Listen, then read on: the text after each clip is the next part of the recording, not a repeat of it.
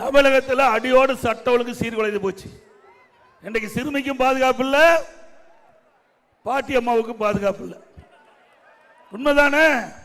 பத்திரிகையில் வர செய்தி எவ்வளவு கேவலமான அரசாங்கம் நடைபெற்றுக் கொண்டு என்பதை நாம் எண்ணி பார்க்க வேண்டும்.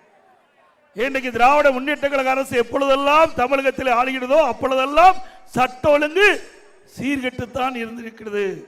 இன்றைக்கு தமிழகத்திலே போதை நடமாட்டம் அதிகமாக இருக்கிறது. போதைப் பொருள் நடமாட்டம் அதிகரித்து விட்டது.